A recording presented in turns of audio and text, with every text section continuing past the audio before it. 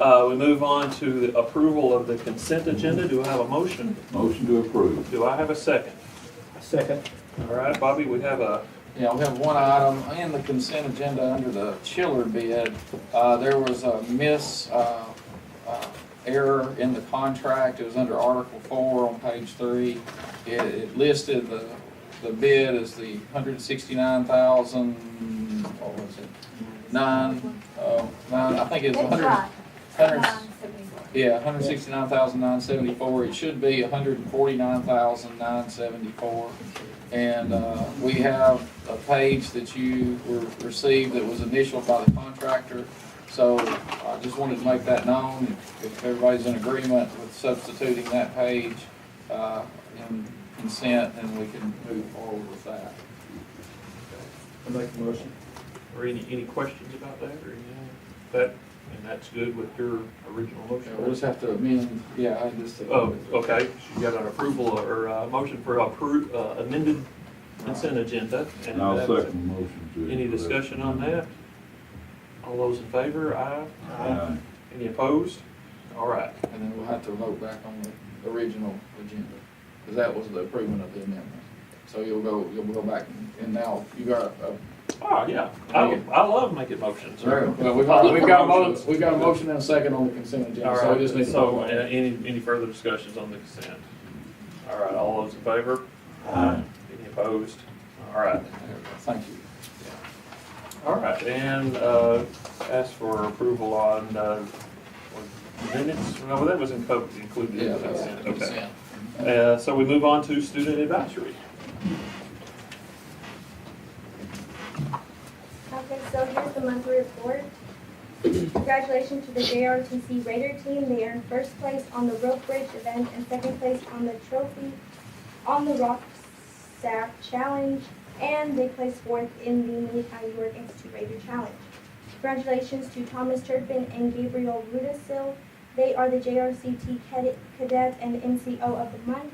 Congratulations to Warren County High School soccer member Katie Toney.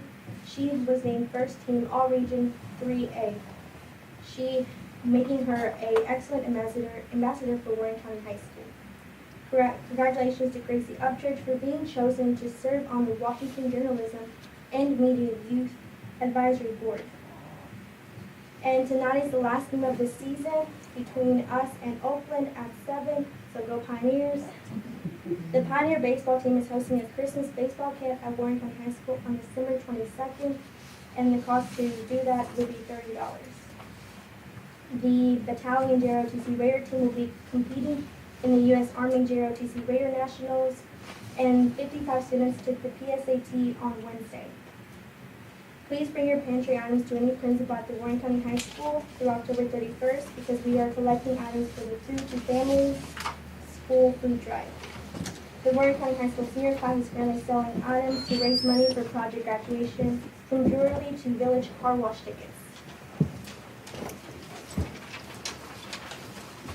The Tiger Lily Boutique will be sponsoring a fundraiser to benefit the fuel program on November 11th in the Warren County High School main lobby. The tickets are $25 and all proceeds would go to the fuel program. The culinary students have been honored recently to cater our events happening in Livingville. As you can see here, these are all the events that they will be catering at. And the Warren County High School recently hosted a college night where 40 post-secondary institutions were present, with a large amount of students coming out to see them. On November 5th will be a FAFSA night for students and parents. They are invited to come to get assistance with their FAFSA. Good luck to Tyler Wright as she travels to Charleston Southern University today to apply for the basketball program. HOSA hosted a blood drive on Tuesday and 60 people donated blood. HOSA also hosted a free workshop on October 17th and 24th to prepare students for the job fair happening on November 8th. And speaking of jobs, there is a job for Team N here in Livingville now. It is located in the building with the Chamber of Commerce on the bottom floor. They are helping students and our community to find and maintain employment. And the National Honors Society inductions will be held Friday, so tomorrow, October 26th at 8 a.m. in the Warren County High School auditorium. And the members are currently inviting every single one of y'all to please come Thank you. and see them.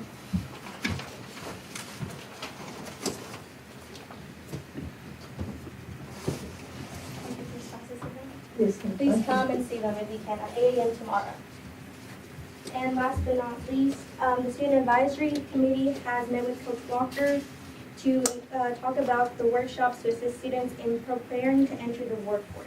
That is it. Thank you so much. Thank you very much. Thank you, good job. One item I wanted to kind of piggyback on is the job fair that's on November the 8th. This is a grant that we received through Tennessee Department of Economic Development. And in the morning, if you have an opportunity on the 8th, we'll be having our healthcare providers coming in, and students will be able to visit with those healthcare providers.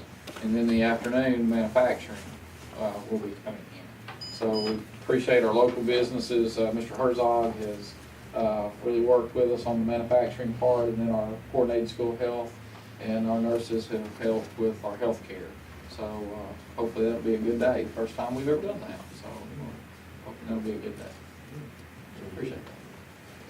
What is it we need to can do best like this last one, create and implement workshops to assist? With the workforce. One of the things with being a ready graduate is determining early post-secondary options. And one of the things Coach Walker has tried to do with that is to maybe bring in, with our academies, guest speakers and things of that type, to develop some sort of conduit and workforce education, I guess. And, you know, mostly the discussions we've had have been more on soft skills, like resume building. That's what we're focusing on with the job fair. You know, being on time, you know, all the things that go along with just operating in a work environment. So I think that may have been, that's what he was talking about. They may have more that they've talked to you all about. I don't know. Anything like that? Oh, For the workshops? For the workshops, yeah. It was just mostly how to fill out a resume, and how to properly wear, how to job interview. Those good things. Close to where, things of that type. How to act properly, no texting. Yeah. So that's kind of the things that he's really talked about. Is, So that is being done on that. So our goal, we're having on that November date, that's the first date, and we have another day in March. So what we hope to do is have our students kind of learn about the mechanism for applying for jobs and talking with the employers, and then to work throughout the school year to improve those portfolios that they're building, and then come back on the March date and, you know, have a more polished and finished product.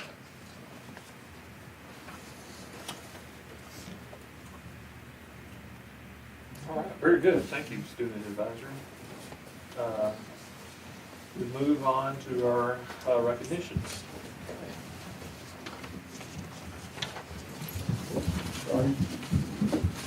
Two recognitions tonight. Christy, do you want to present this one? Well, I nominated Mrs. Medora Wilmore as volunteer for the month of October. And when I notified her that I did this, she said she didn't deserve it, but I told her, yes, she did.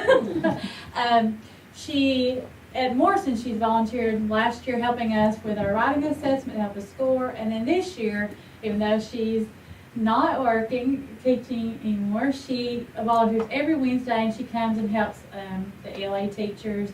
And she's told us she can do whatever we need. She's helped me personally with my writing prompts and working with students. She said she'd do whatever we needed her to do. So run errands or help with certain students that need extra help. And I know she's helped us tremendously with our writing. So I wanted to present it to her. Thank you. You can read what you wrote if you want to. Or Christy can Oh. read what you wrote if you want to read it. You want me to read it? Or she can read it too. Okay, I would like to nominate Medora Wilmore as Volunteer of the Month. She's helped all the EL teachers at Morrison Elementary during the 2017, 2018, and 2018 2019 school year. Lenora gives a great deal of her time and wisdom to help all the teachers at Morrison Elementary School. Last school year, she came to Morrison on numerous occasions to help the ELA teachers score the writing assessments. She provides ample advice for the teachers during the scoring process. This year, she volunteers every Wednesday, helping both students and teachers. Specifically, she helps teachers to focus on implementing writing strategies to help their students succeed in writing. Also, she works with students that need extra support in writing. All the ELA teachers at Morrison thoroughly enjoy working with Medora. We appreciate her assistance. And I would just like to say, Morrison, here's another Morrison faculty member here. And it's just a great place to be. So I thank Morrison for nominating me. I agree with that. You agree with that? Well, we appreciate you not only for volunteering, but for the many years that you've given our students too, so we appreciate that. Thank you. Thank you. I think we're gonna hold off on the next one, because I think the recipient is, well, he's probably at the football game. So, Oh, that's right. yeah, so we may have to hold off on that until next month. So, Okay. We will table the recognition. there we go, we'll do that next All month. right, so we move on to operations report, and Bobby, take us away. Okay. First item is, Mr. Estes is here with WCEA. We appreciate him being here, and he provided us the information that you have in your packet regarding collaborative conferencing. We did do that, I think 3 or 4 years ago, and, you know, just to be candid and quite honest, it worked out pretty well for about a year, and then it kind of fell apart. And I think it fell apart because we had some changes in our office, and there were some changes with WCEA. So, you know, we did approve an MOU that said we would go back in a year and relook at that. And when that kind of fell apart, it kind of dropped on both ends. So that 3-year period has passed, and now WCEA has asked to petition to collaboratively conference again, which I've talked to Mr. Estes, and I said that's great with us, and we'll be glad to work with the association in any way we can. And, you know, what we want for all teachers is to have the best education system we can and to work with our educators. So that's what we hope to do. So tonight, what we would need to do is they have provided us with committee members on behalf of WCEA, Carrie Stotts, Dana Mulligan, Connie Bell, to represent the WCEA, and I would like to present Carl Curtis, Kim Cantrell, and Mr. Jones as the committee members for our board. And the first thing that we have to do is we have to do a questioning committee. And we have to develop a survey that we would send out to all educators. It would have 2 questions on it. Do you want to enter into collaborative conferencing? Who do you want to represent you? And that could either be the TEA, it could be PET, it could be any other organization. And we would do that during a time period, probably in the next week or 2, to get that done. And then the committee of Ms. Cantrell, Carl, Mr. Jones, and the 3 from WCEA would come back together, and they would verify the results of that, and then we would bring that back to the board to move forward. So I put all that information in your packet, and I'll be glad to answer any questions that you all may have about collaborative conferencing.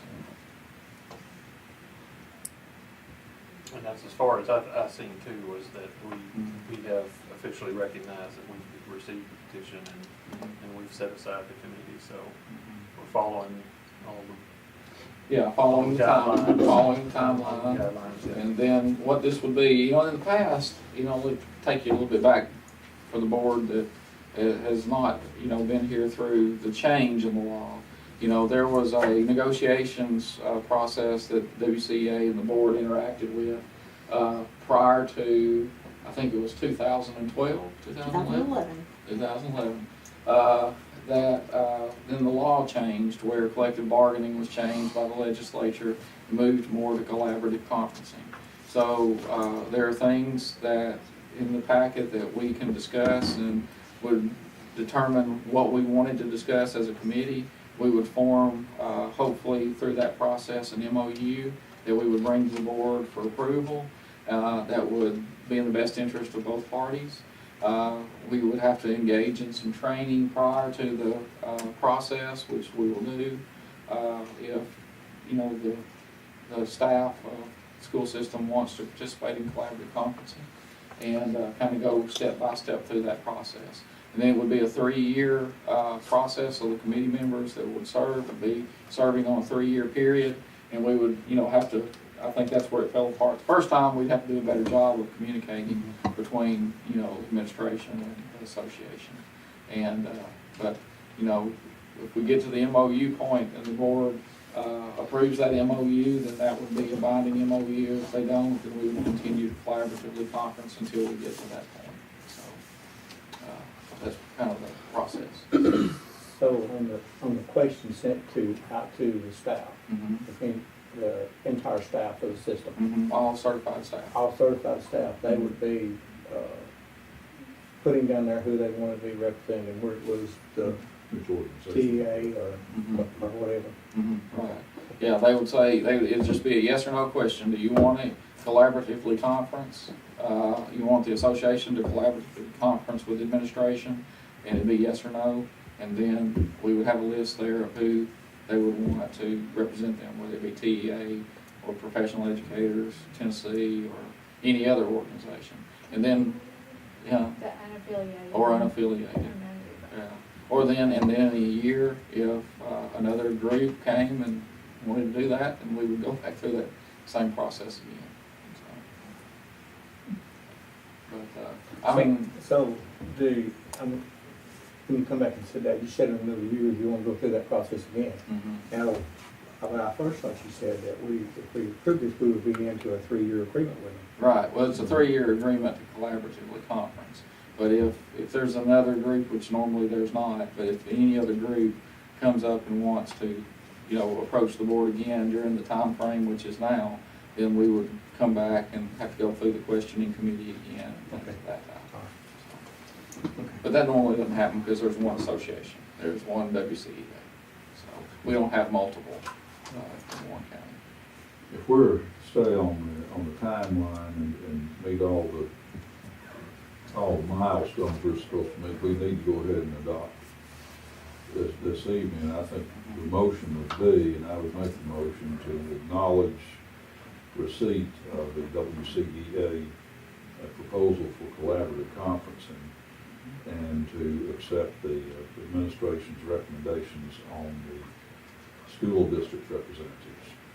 Do we need to do anything further than that? No, I don't think so. I think the other committee members would be set by WCEA, which we've represented here, and then we would get the process started. Okay, Okay. Well, that we would need to accept. We're accepting Yeah. the proposal. On the WCEA Right, and in preparation for administration. MOU, yeah. Yes. That's two things. Yeah, the WCEA recommendation for their members and administration's members, Right. and to do the survey. Do I need to restate the motion? You got I it? think I got it. You have a second? Second. All right, any discussion? So we are voting on accepting the request for collaborative conferencing, and both the CEA and the board's approval for the committee, for the poll committee. Well, the motion would be for the board, for the district's representatives, because it's up to WCEA Yeah. to appoint theirs. Yeah, okay. And we would approve their Yeah. members too, Oh, as we would their. approve that, we would Yeah. accept them, Yeah. okay, then that, yeah, that's fine, okay, thank you. You're accepted. Feel Yeah, good to be you're accepted. accepted. If you got a Everybody wants vote- to be accepted. If you got a vote. All right, all those in favor? Aye. Any opposed? Right. No, We'll get together. I've always thought, of course, I was around when the law changed, when the legislature changed the law from the collective bargaining to the collaborative conference, and I've just always thought as a matter of principle, we ought to be listening to the people who are out there I every agree. day in the 100%. classroom. I think there should be a formal process to get their input. I can't imagine more valuable, more valid input than what we got from our teachers, so. I agree. I'm wholeheartedly in favor of this, and I hope that the highest ideals of the collaborative conferencing concept are realized. Well, that's what I met with Brent just informally, after I got the letter, and that's what he and I talked about, is we want to make it a very positive experience for both of us. We all need to stand together as one. We're all, educators in Warren County schools, and we want to represent that. And the board wants that, and we want the best school system possible. And, that's what we hope to do. And, like I said, we went through it one time. We had some changes, some folks left. Up here in the association, we've got new leadership now, and we're going to do a better job making it work than what we did in the past. So some dates just to kind of mark your calendar on. I'll get with Brent and get our committee together, but we'll probably need to work maybe next week I've already notified Katrina to develop an electronic survey that we can send out to everybody. And that will be done week of the 29th. So hopefully we'll get that going next week and get that out. November the 12th, hopefully we will have those results back, and maybe we can get the WCEA and us together to verify those results and make sure everything's good with that. And then on November the 15th, please mark your calendar. We may have to have a short called board meeting because we don't have another board meeting until December the 3rd, and that would be outside the December 1st window. So we might have to have a called board meeting to verify the results and then continue to move forward. But we'll get together. I just wanted to make those tentative dates. Pretty good. Okay. Brent, any questions you all have or anything? Yeah, we're just glad that we can come to this point within our school system, and that I cannot tell you how thankful I am to have Mr. Cox as my director and as you as our elected board. You are a wonderful board members, probably the best that I've seen come through in my 17 years. So I want to thank you for all that you do. Well, we appreciate that. We're going to make it work this time. Yeah, We're not we are. going to drop the ball on our end, and we're going to make it a good experience for all. So I appreciate that. Mr. Estes brings a proposal, I think we all listened to it. He was granddaughter's kindergarten teacher. Oh, okay. In my opinion, an exemplary teacher. Good deal. All right, well, thank y'all for being here. We'll get with you. The next item is just our annual agenda item of our transportation report. We have Tanya here from Durham School Services, and Tanya, I'll just turn the floor over to you, and we'll go from there.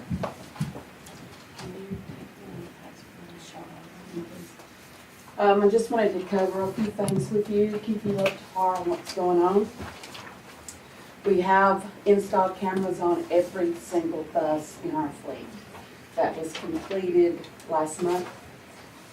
The drive cam cameras will be installed in every single bus in the fleet by the end of December. I'm working with them now to set up the dates they're going to come and install. And how the drive cam actually will work is it will view anything in front of the bus. It will view the driver. I mean, it's just a safety precaution. And it also is an accountability for our drivers. On the camera issue, we do a CCTV that is required by our company. Once a month, every single bus in our fleet has to be checked randomly.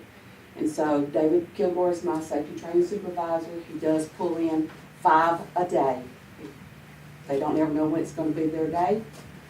But they're called in, we review their video. That's a way of checking how they respond to their children, how my drivers are doing, how their children are reacting to them. And so there's a lot of accountability that we're holding our drivers at. We want the best of the best. I went to a conference in the summer, and one thing that they brought up that really rang home with me, I can have a good employee, but that doesn't necessarily make them a good driver. And so it's not about the number, it's about what's gonna be the safest for the kids of Warren County. And so we do have a strategic hiring process. And it does take a while because I want them to be the safest that they can be on the road. And talking about staffing, we are currently at 58 drivers. I just had one pass on Tuesday. I have 12 aides, and I have one more that's been in training for over 4 weeks. His test date is Monday, the 29th. So that would put us at 59 drivers. I'm still hiring, because I don't want it to be into a situation where I don't have somebody to fill a spot. I do encourage perfect attendance, but y'all are on the field where we know that's not always feasible. But staffing is one of our main issues. If your people's not there to do their job, then somewhere we're dropping the ball. So we go over this every month in our safety meeting. We do hold one every month. It's our time to see face to face. I do bring them in sporadically, just to have a powwow. Because I want them to know I have an open door policy. Anything they have, I will take care of. But I also want them to know, hey, I'm watching. You know, I watch these CCTVs with David, and, you know, we want to hold them accountable. They have, in my opinion, one of the most precious cargoes that we could carry, they are responsible for. And we don't ever want them to forget that. And we do daily safety messages, you know, just kind of driving that home, how important our job is. Wanted to cover our maintenance department. We are having some changes.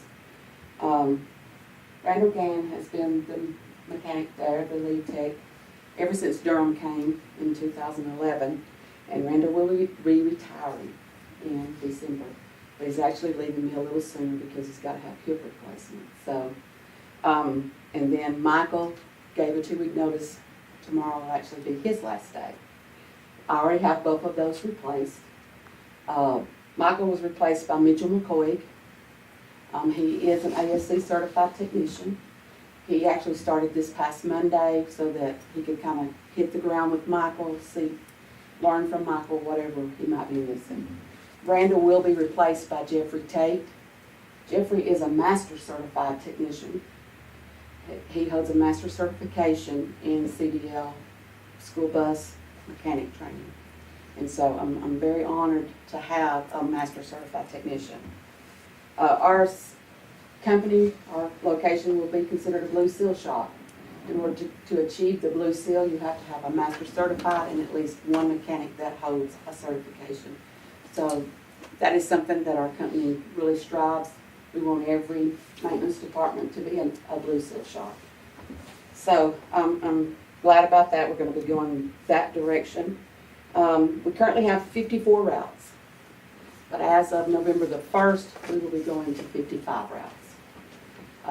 We have a need this year. I think every bus I have has almost doubled in size for the children that arrive to school. We had an issue in the Centertown area of overcrowdedness in 3 of our buses. 2 of the buses one was at 67 children, one was only at 59. However, the 59 covered 34 miles.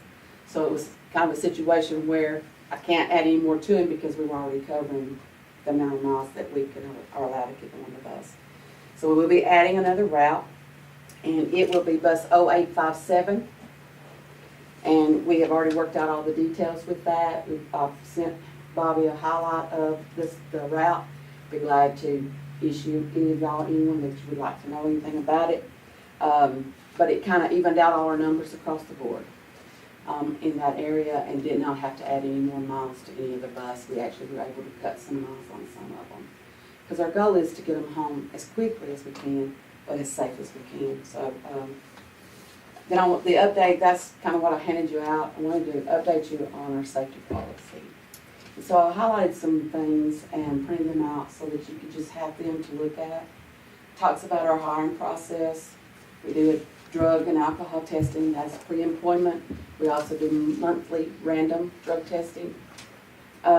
We do a company background check, plus we pay for our fingerprint, which that background comes straight to central office here. We do a motor vehicle record report, that checks their MVR, if they have tickets, if they had a suspended license. Those are things we cover very first thing, and if that ain't good, we're not going any further. So we do a face-to-face interview. We actually have 3 of those. David does 2, and I do the final. And we do a DOT physical. Those have gotten a little more strenuous. They require a lot more. As the government sees we're lacking in the DOT area, they improve it. And then we do an ESI survey, and this survey just asks them basic questions, and they give whether they agree, disagree. But what this test does is it kind of monitors to see what kind of stress level they have, by the answers they give, whether we think they are compatible with children. It's not like you're dealing with another adult, you're dealing with somebody's child. And so if they don't pass this ESI survey, then we don't hire them, because the company feels like they're not compatible to be handling children. We do a CDL classroom training, and it takes approximately 15 to 20 hours to complete this. We do a STAR classroom training, and that's approximately 20 hours. That is extra training on top of what the state requires, that our company requires to make these the best of the best bus drivers. We do a TSA security training, and we actually are increasing our training because we had a safety meeting here not long ago, and we have set down codes that we will give. I have drivers located in different areas. If they get a text from me with this code, they know that they're to report to that school. The code will be designed for that school. They'll know it's an emergency evacuation. They'll board their bus, get to that school, and evacuate as soon as possible so we can get them away. Each school has already gave us the location where we'll be taking them. All town schools, to my knowledge, as of right now, will be going to the 3-star mall. It has been cleared with them that they will accommodate us in any way. A bus will remain with the students until every student is picked up. We're having to do that, an alternate plan because of the Civic Center construction.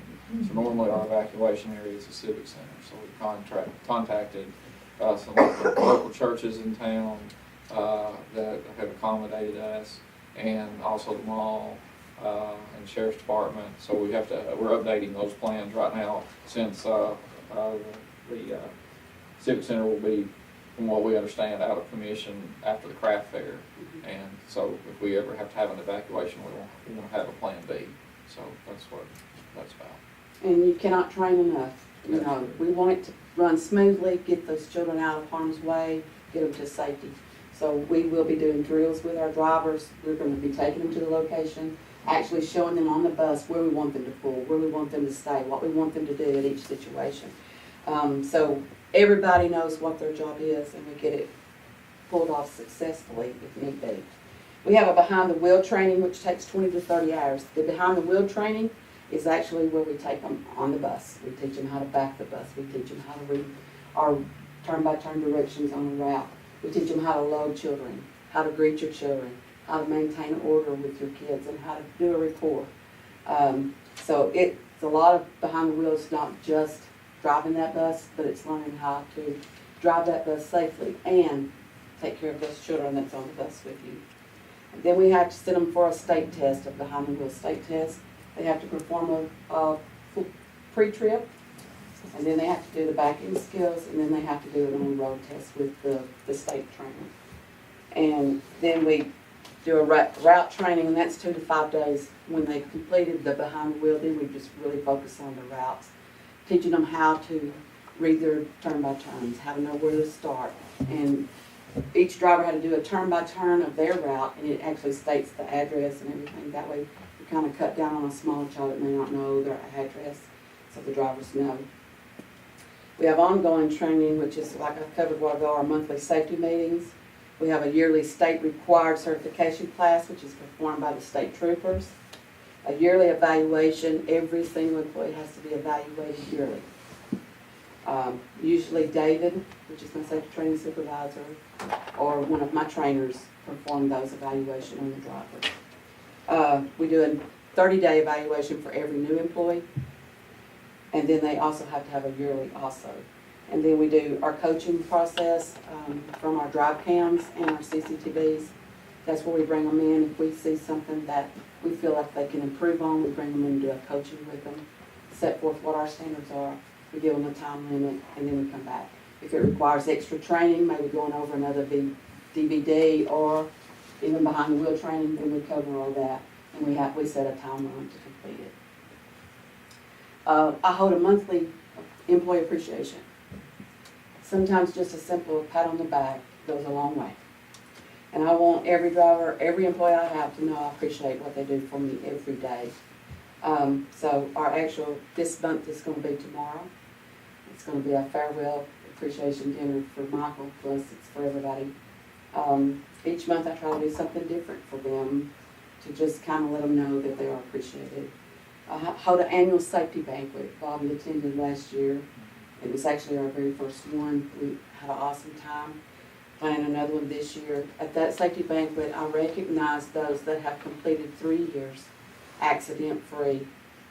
And we award them with a safety pin. We award them with a coat. And we just try to do something nice to let them know that what you do don't go unnoticed. We do holiday turkeys. I give out turkeys to every employee Thanksgiving. And then I do a year-end get-together. This past year we rented the bowling alley. And they got to bring all their families, so everybody gets to meet each other. And so that always goes over well. Then about the electronic monitoring, we have the drive cam, which I said ours will be installed by the end of December. We have the CCTV, which is our onboard cameras, which have all been installed in every bus, even our new one. We have a daily speed report monitoring. I pull it, David pulls it, and if we have an issue, we both coach. We have a SAMBA safety, and it's an employee driving record that records real-time driving. And we have GPS, which is we call Zonar here. That's also how they pre-trip, post-trip, child check. And it tells me exactly where that bus is. It tells me if they activated their lights, if they put out their stop sign, if they opened their door, what their speed is at that time.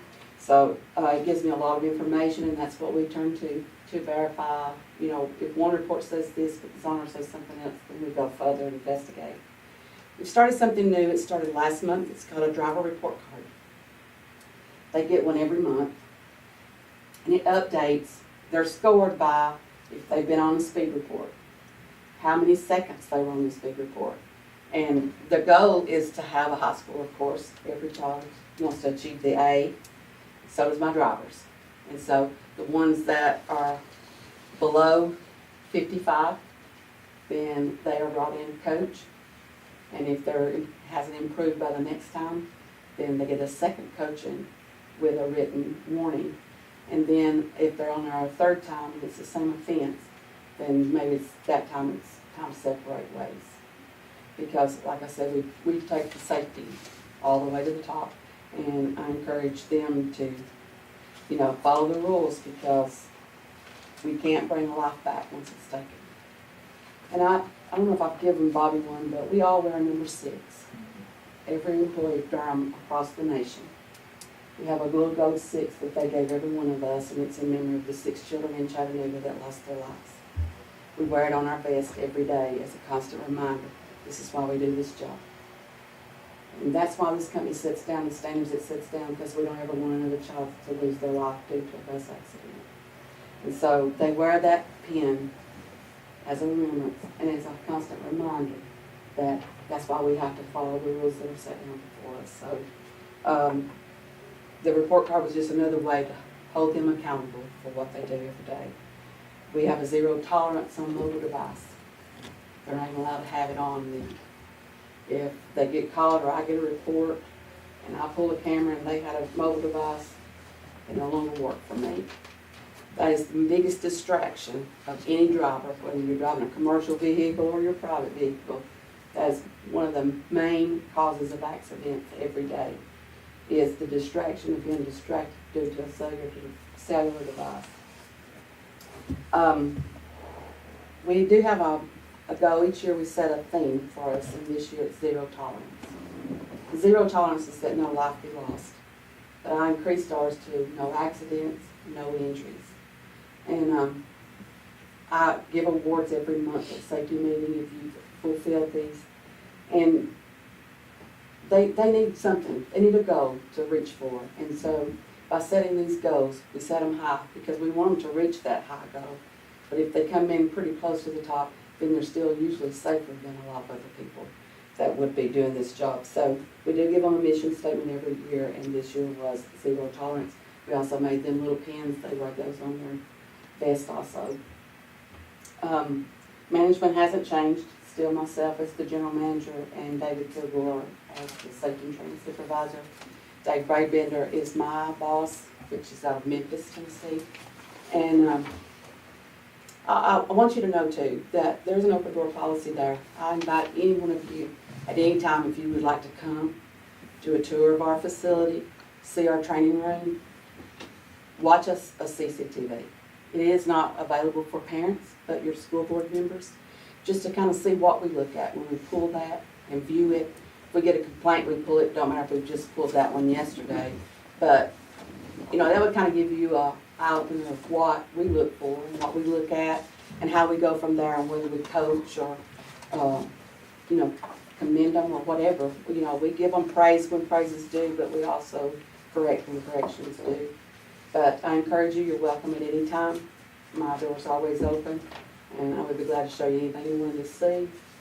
If you have any questions for me, you can call me, whatever. I want us to have that rapport that you feel like whatever you need, I want to be able to provide it for you. So, Well, we appreciate your time. I think, we don't think about you unless there happens to be a fender bender or a late bus or something, but every day you're doing your job and we don't know about it because you're doing it, you know. that's the way we want it. And I appreciate, how that you're giving them the recognition too, for what they're doing. What did the age do? You mentioned you had I have 12. 12 aides? Yes, 10 are special ed buses. Those are Okay. required by the state. They have to have a monitor. So 10 of those are on there. I have one that's a fill-in because that job's just as important as a driver. Mhm. So if I have one out, she fills in. And then we have one regular ed bus that has a special needs child, special needs situation that requires an extra eye. And so the special ed department got a grant and got approval that this aide would ride that bus with that child. It has a medical condition and that aide sits with that child. She just makes sure it's boarded safely, it's took care of going to school, going home. And so that's where the extra aide comes in. I know at my job, finding drivers is getting really tough. Yes. What, can I ask you some of your recruiting methods or even, can I even ask what your starting Sure. pay is? Sure, I'll Okay. tell you anything you want to know. Yeah, This I'm year, surprised. This year, actually, the company did decide, it is hard to find Yeah. drivers. And like I said, just because they may have a good driving record in a vehicle don't mean they make a good driver for children. So, but we did offer $1,000 sign-on bonus. They get $250 after 45 days, and then the other $750 after they've completed 165 days. We had a referral bonus. That was for employees that's already there. If they referred somebody, they got hired, they got $1,000. We start out at $12 an hour. Okay. We have a yearly increase every January the 1st, and usually it's 3%. We do offer extra work, which is field trips, and then I do some charters on the side also. But like I said, I think one of the biggest things, everybody wants money, that's why we work. We have to work to pay bills to take care of our family, but sometimes it's just that simple pat on the back. And I know Robin's been to my office many times. My office is a family room.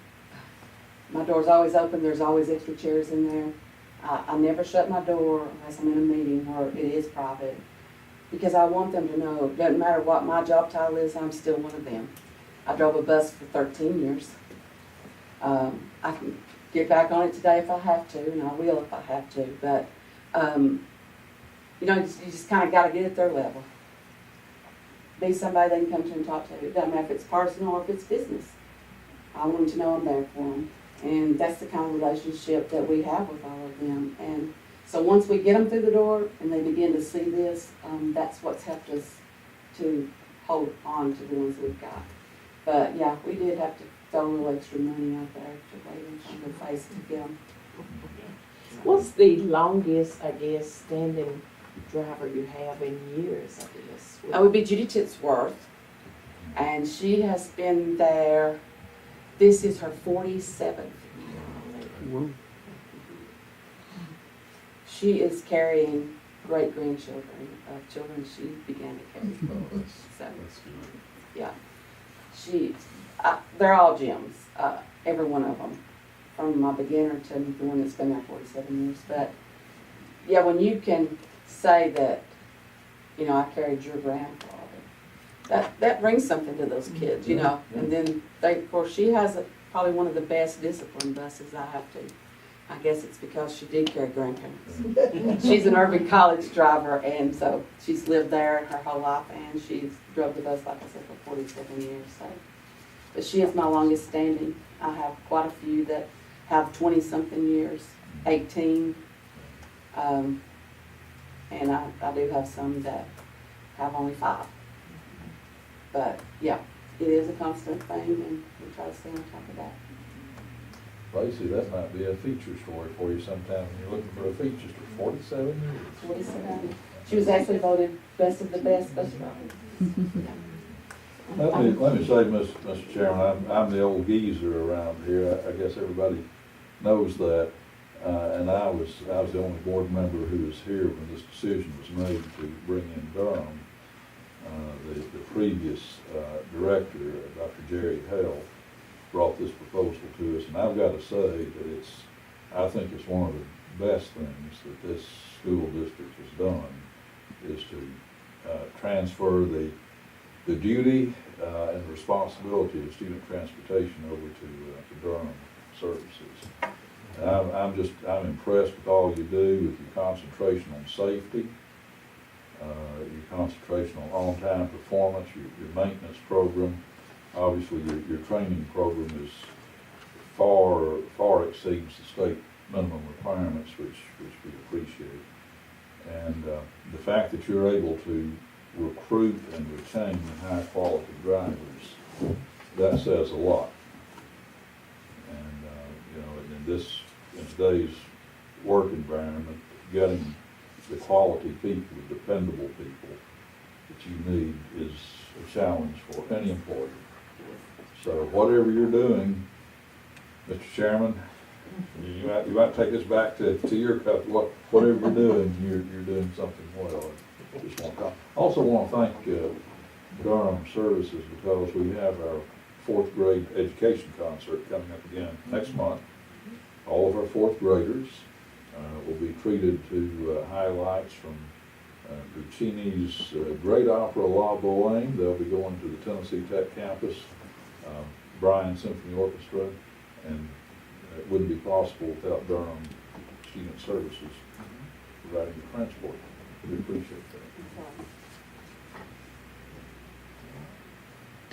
that. They do a great job. I have to really brag on Tanya, because, I mean, Durham has been great from the get-go, and she was, of course, with us before then, but she has really, really helped. I mean, we have a good working relationship with her, and she always does things about the kids. I think she, and you know, she takes care of her drivers too, and when we've had any discussions, they've always been in the favor of kids, but she does. They know that she has their back, and she's going to do the right thing for us, but also for her drivers whenever she can. So she has really been an asset.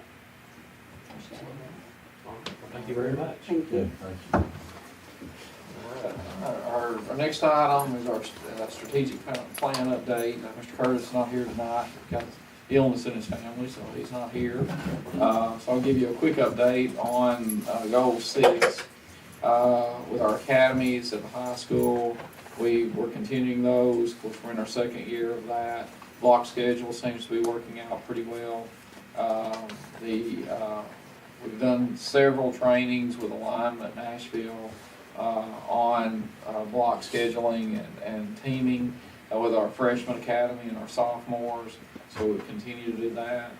Our CTE classes are moving well. Some freshmen now are able to take a CTE course, and that's been a push. We just hosted the state board last week, who I think were very impressed. Appreciate those of you who could be there for that meeting, and I think they were very impressed with what was going on there, and again, on the cutting edge of the way high schools operate now with going to the academy model. Our PLCs, we're continuing to work on our PLCs and our collaborative work at the school. Tested subjects are meeting every week or every other week. Non-tested subjects are meeting once a month. The PLCs, the collaboration's being done during lunch or before or after school. And our freshman teachers are meeting once a week. Sophomore academy teachers are meeting every other week. So that's going well. We've increased our externships and our internships. We've had some externships where teachers have gone out into Yorozu, to Bridgestone, miniature precision components, and hopefully we'll do more of that in the future. And we're working on some internships with students. We've had several work at different companies, Ben Lowman Connect, the Newell, which was Jordan at one point, Batesville Casket. So we're continuing to try to get folks into that environment as well. So all in all, it's gone very well so far. So next year will be our third year, and we'll really be into the academy component then. But as far as the strategic plan goes, seems to be working out, pretty well. So hopefully we'll continue in that vein. And then with 7, our strategic goal number 7, which was our resources component. One of the things there, developing promotion materials to aid in the recruitment of high quality teachers to the school district.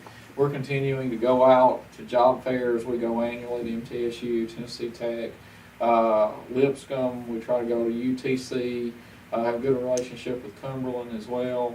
So most of our teachers honestly come from Tennessee Tech. That's where we hire the majority of our teachers from.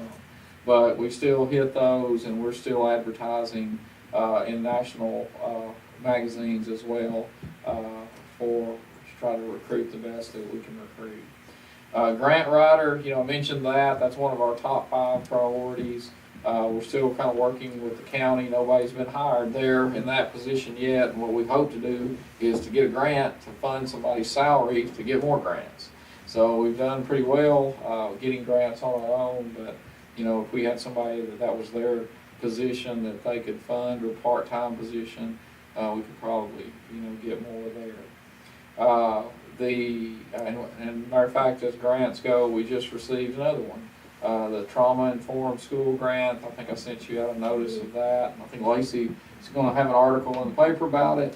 And that grant is for the high school, and it's really a culture building grant to go along with our strategic planning and to meet needs of students both inside and outside of school. And so we had a webinar on that today. Have our training next week or week after. Isn't that right? 6th, 7th, and 8th 6th, 7th, and 8th. of November, I believe. Yeah. So really looking forward to that, and just learned, I didn't know this until today, but Tennessee is the only state in the nation to take on a trauma-informed grant statewide. So we were one of, I think, 3 high schools to get the grant. So we're very proud of that and appreciate the work that's been done on that. So then our developing employee incentive program, we're still working on that for wellness and attendance. Still kind of struggle with that from a district level, but schools are doing, I think, a better job with that.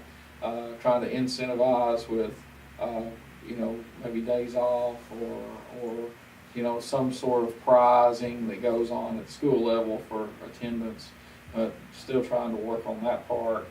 And then, of course, our budget, you know where we stand with our budget and our per pupil expenditure, and we'll continue to work, you know, that through the board. So those are kind of where we're at on our strategic plan. So if you got any questions, I'll try to answer. If Think you, about that. if you can't find a grant or hire a grant writer, Mm-hmm. is the county willing maybe to split with us on a salary for a grant writer? Well, I think we've talked about that with them. Of course, this year's budget's set, but I think next year, I think we could probably do that. And, you know, we've also talked with the city as well, and the chamber about maybe we could do a partnership to be able to do that. And I think it would be to our advantage if we had somebody that was their focus. And of course, I don't know that we could spend, you know, money to have a full-time position, but if we could find the right person that could, you know, write the grant to fund their position, or maybe we get a partnership, I think it'd benefit us all. That's what I was just thinking, because I know there's a lot of grants out there that if we had the right person that could sit down and put it together on paper, it would definitely, even if we had to pay a percentage for the grant writer out of our own budget, it would definitely help us turn out in the long run. Absolutely. Well, I think this year we're close to over $1 million in grants now that we've just written, and it's been our supervisors and staff at the school. But you know, I think that it'd be well worth looking at. Bobby, just for a little bit of context here, you talked about having a collaboration with the county and maybe the city, and I would strongly encourage looking at that. You can look at that as a local scaled down version of the development districts. Because we work with Upper Cumberland Development District, and every county in Tennessee is in one of these development districts, and that's why they were started as a consortium for bringing down federal funds for getting grants. The counties pay a fixed assessment per year,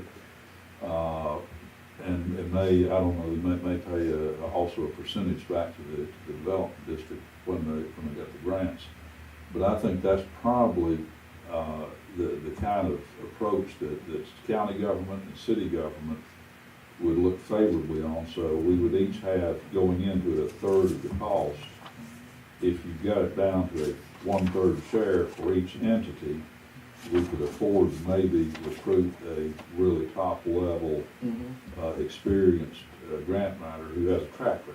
Right, absolutely. So I would just personally encourage you to think about that. Just say, we're going, within Warren County, we're going to have our own little mini development district. Right, right. Well, I actually talked with Megan Choate yesterday, who was at Upper Cumberland Development District. Not yesterday, Tuesday.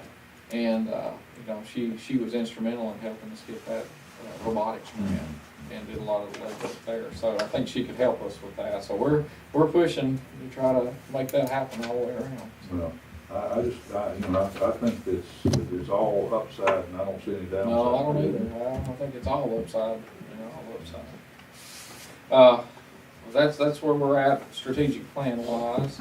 And Autumn has our screening data that I'll let her talk about. Okay, I'll just make a few points very quickly. Of course, you have your printout there from our fall universal screening window. The first thing that I'll note is I also included the results in the bottom gray bar there from this time last year. So I'm sure what you'll notice is we're in a better place this year than we were last year.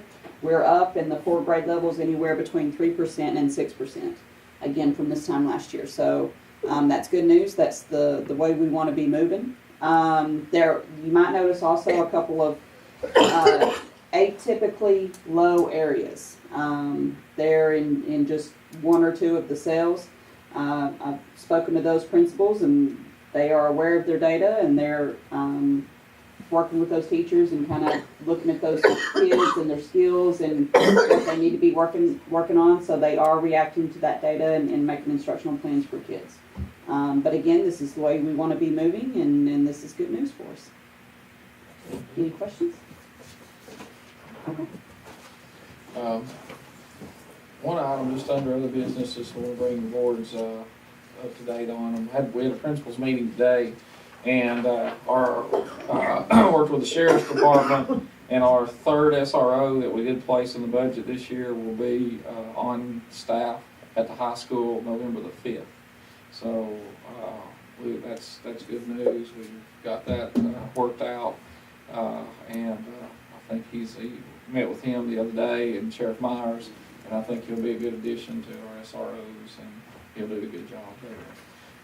And then also in our principals meeting today, we did have Sheriff Myers here, and he spoke to the principals about, the program and kind of where he hopes to go. Of course, Rudy is here with us tonight. He's leading our SROs now, and what we hope to do is to continue to evolve that program. Mr. Myers, or Sheriff Myers, feels very strongly about any training and things that's be done outside of the school day or the school year. So in the summer, it's one of the 40 hours of training that SROs are required to do will be done. And then we spoke really with the principals today about extracurricular events outside of school. And my feeling and the sheriff's feeling is that whenever there is an event like a ball game or an event at the school, that we need the SRO to be there. Because, this day and time, we don't know what could happen or when it could happen. So we're working on a plan to hopefully maybe comp some time out, with their schedule and our schedule. But I told the principals that in the interim of that if we needed to pay a little bit of overtime, that we would do that to have there. And I felt like that's what the board, with their emphasis on safety, we would pay a little bit of money to make sure that our environment's safe. So I'll answer any questions that you all may have, or if that's not the direction you want us to go, please let me know. But that's kind of what we decided on today. So, but we'll be working on, if it looks like it's going to cost us a little bit more, then we'll bring that to the board. We want to, as many people as we have in buildings with, ball games and parent-teacher conferences and things of that type.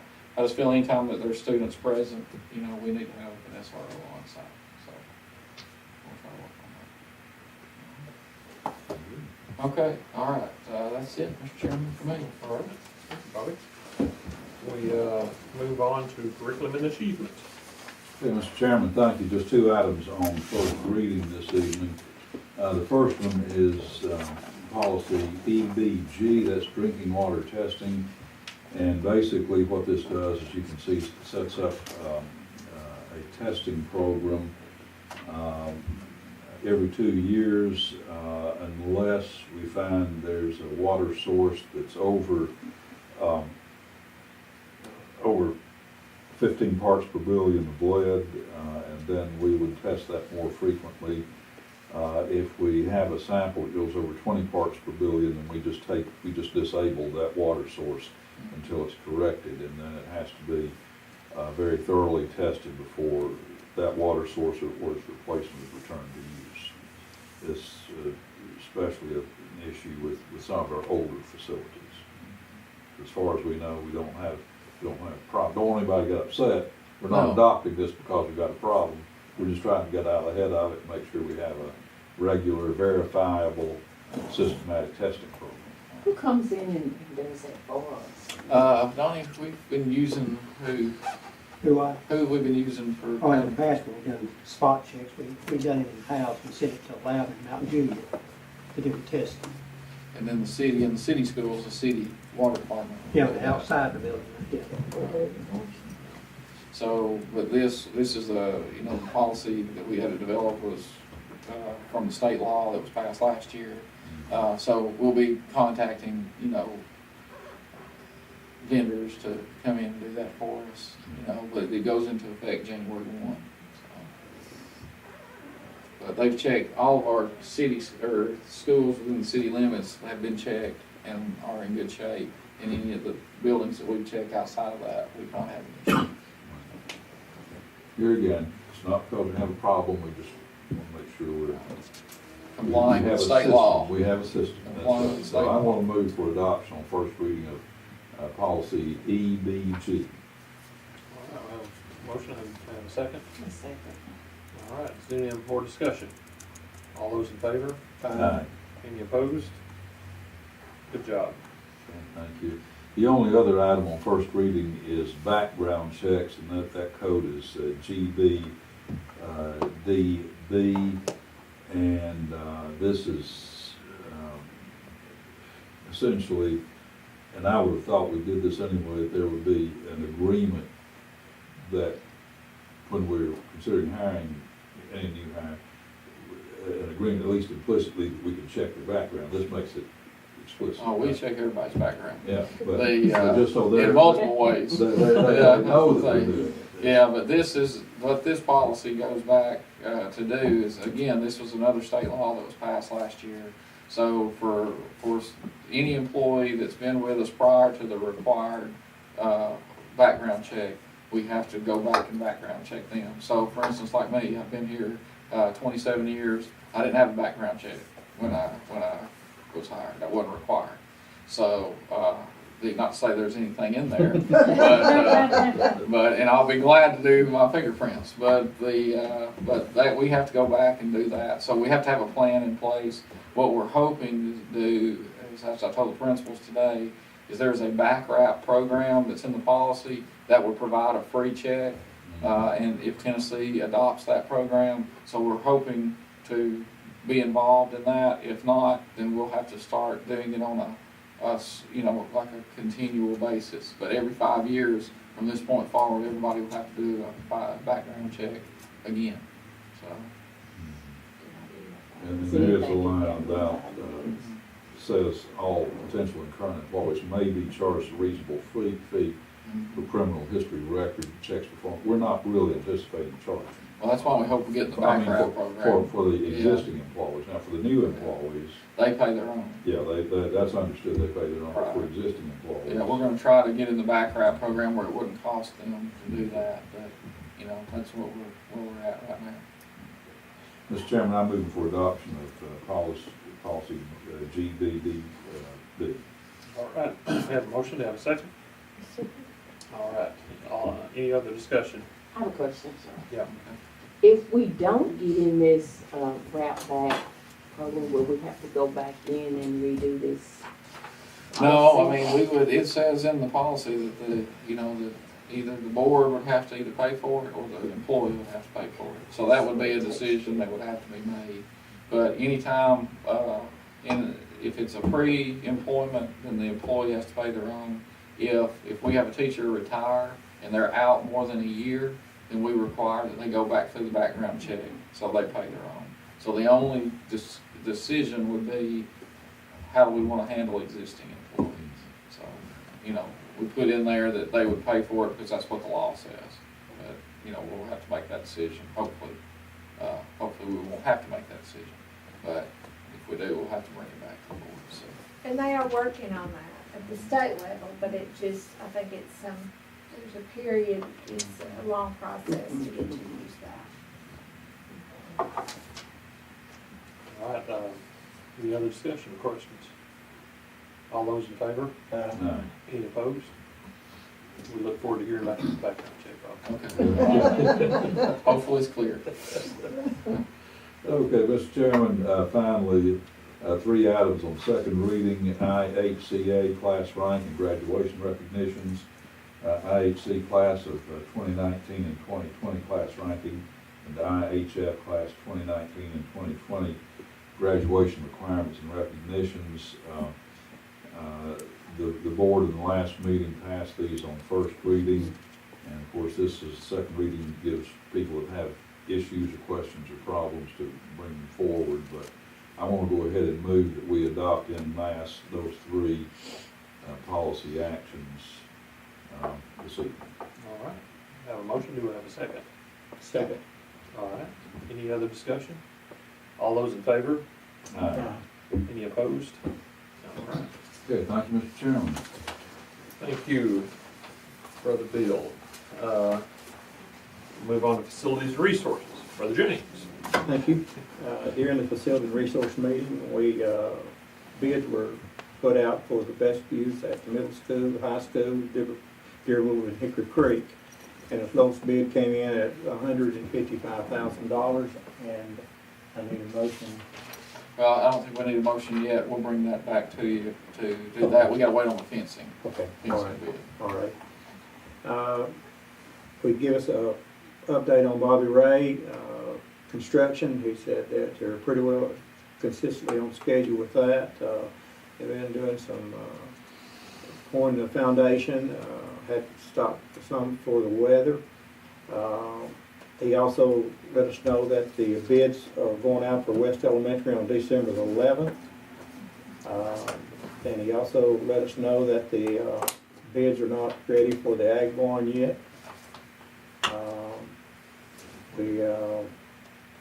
Also that ESG had contract is okay. We're going to take it to the county commission, Mr. Cox is, and also to the education committee. Let them take a look at that. Mr. Cox is also pursuing some federal grants through USDA, and hopefully that we get these grants at low interest. Mr. Cox also met with the county commission concerning the ESG money and had some questions about that. Most of the questions was about the warranty of the equipment through ESG. And also ESG has said that there was possibly some money through TVA. And also we did approve, I guess we need another approval of the graphics of the Marshall Elementary School. And I propose we approve that this time. All right, we have a motion on that. Do I have a second? All right, all those in favor? Any opposed? All right, go Eagles. And that concludes the facilities. All right, very good. Any other committee reports? Business from the board? Motion to adjourn.